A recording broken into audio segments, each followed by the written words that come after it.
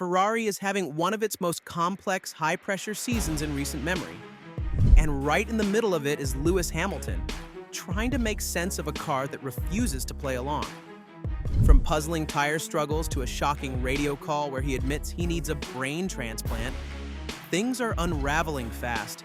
He's getting outpaced by Leclerc, beaten by Sainz in a Williams, and sounding mentally drained over team radio. Is Ferrari breaking Lewis Hamilton? Or is this just the brutal learning curve before the fight back begins? Quickly hit the like and subscribe for more F1 insight. And let's unpack the chaos from Jeddah. Lewis Hamilton knew Saudi Arabia would be tough, but not this tough. After barely scraping into Q3 by just 7/1000ths of a second, Hamilton admitted the lap that got him to P7 was straight up bad. And he wasn't hiding behind excuses. Asked what he needed to figure out the SF25, he said it plain and raw. A brain transplant. That comment wasn't a throwaway line. It was frustration leaking through every word, and it reflected what we've been watching all season. The 7-time world champ has gone from title contender to a driver who's relieved just to make the top 10. Ferrari's much-hyped switch hasn't clicked yet for Hamilton. It's not just about pace, it's about trust. He doesn't trust the car under him, and you can hear it in every radio call. Even Ferrari boss Frédéric Vasseur admitted they're losing key time in critical corners like Turn 1. Charles Leclerc starts fourth, half a second up the road, and Carlos Sainz, now in a Williams, even out-qualified Hamilton. It's messy. And just when you think it couldn't get more awkward, the team radio goes public. Let's dive into that. Free Practice 3 told us everything we needed to know. Hamilton still trying to tame the unpredictable SF25, asked over radio how far he was off the pace. The answer? 7/10ths in Sector 1, 4/10ths in Sector 2. His reply? Just one word. Geez. That was the moment that grabbed Martin Brundle's attention, and everyone else's. This wasn't just about being off the pace, it was Hamilton coming to grips in real time with just how far behind he was. The man who dominated F1 for a decade suddenly sounded lost. It's not like he didn't see it coming. On Friday, he warned that Saturdays usually go backwards, and there wasn't much room left to fall. But hearing the raw timing feedback, that hit different. You could feel the helplessness. He's not just fighting rivals anymore. He's fighting the car. He's fighting the clock. He's fighting himself. Brundle summed it up perfectly. Uncomfortable viewing and listening. And he's right.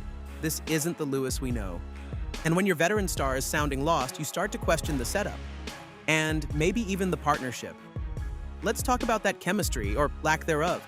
Let's be honest. The Hamilton-Ferrari move was billed as a fairy tale, but right now it's more tragedy than triumph. Lewis says it outright, "I'm not gelling with the car." That's a brutal statement, especially coming from someone who once made the W13 look better than it was at times. In Jeddah, the lack of connection was clear. He thought he was making progress in Bahrain, only to feel like he was starting from scratch again. The car isn't doing what he wants, and his qualifying laps, usually a strong point, are now his weakest. Leclerc, meanwhile, continues to put in cleaner laps and qualify consistently ahead. He's got 4 wins in the head-to-head so far. And don't forget, Leclerc's still not thrilled either. He's calling out sliding and a lack of progress from Ferrari's upgrades. But at least he understands the car's limits. Hamilton? He's still figuring out where those limits even are. It's a reset for a 40-year-old legend who isn't used to this kind of learning curve. And when you're fighting your teammate in the stopwatch, what happens when the guy you replaced is outpacing you too? Let's talk Carlos Sainz. The irony couldn't be sharper. Hamilton's in the iconic red Ferrari seat. Carlos Sainz, the man he replaced, is in a Williams, and still managed to beat him in qualifying. Yep, you read that right. Sainz has quietly become the subplot nobody expected. Not only did he leave Ferrari without much fuss, but now he's out there in arguably a slower car, showing up his successor. That stinks, and Hamilton knows it. He mentioned post-qualifying that P7 wasn't a disaster, but you could tell finishing behind a Williams was not part of the plan. This kind of pressure builds fast at Ferrari. The tifosi, the media, the internal politics, everything is dialed to 11. Being out-qualified by your teammate is one thing, being beaten by your predecessor in what should be a midfield car. That's brutal.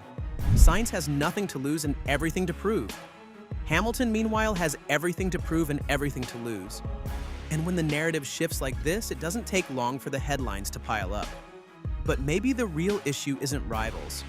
Maybe it's within. Let's look at the setup struggles that just won't go away. Something's off in the garage, and Hamilton's starting to feel it in every corner. Over the Saudi weekend, he kept referencing how his car setup seems to move backwards on Saturdays. While other teams find performance, Ferrari's grip disappears. Tires don't work, balance shifts, confidence drops. He told his team during practice he had no grip and didn't understand why. Adami suggested a double cooldown run, but that's not a solution. That's a band-aid, and it keeps happening. Hamilton gets a sniff of momentum, only to lose it by Q3. Every qualifying session feels like a gamble. Even Martin Brundle noticed, "I think he's going the wrong way on setup." That's not a criticism, it's a warning. If you can't trust your setup direction, you're shooting in the dark. And that's not where Hamilton belongs. This is a driver known for his feedback, for extracting the best from imperfect machinery. But here, it's like he's speaking a different language to the car. If Ferrari can't solve the front-end bite and tire warm-up issues, it doesn't matter how good Hamilton is. He'll be stuck in no man's land. And this brings us to the one thing Ferrari can't give him: confidence.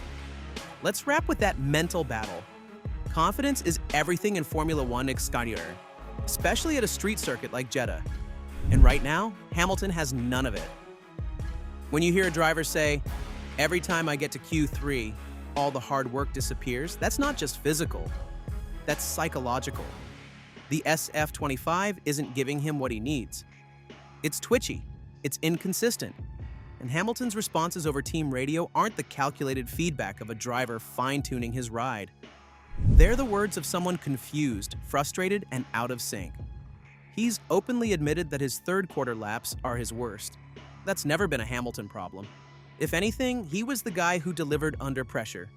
Now, he's stuck figuring out why the magic won't come when it matters most. In the end, Hamilton's performance is a tangle of setup misfires, confidence dips, and unfamiliar machinery. Leclerc holds the upper hand. Sainz threw salt in the wound. The radio tells the story, and it's not a happy one. Ferrari's SF25 looks fast on paper, but tricky in reality, especially for someone still adapting to its limits. What do you think? Will Hamilton figure it out before the season slips too far away? And can Ferrari deliver a car he can finally trust? Leave your predictions in the comments, and if you enjoyed this video, like, subscribe, and ring the bell for more latest updates.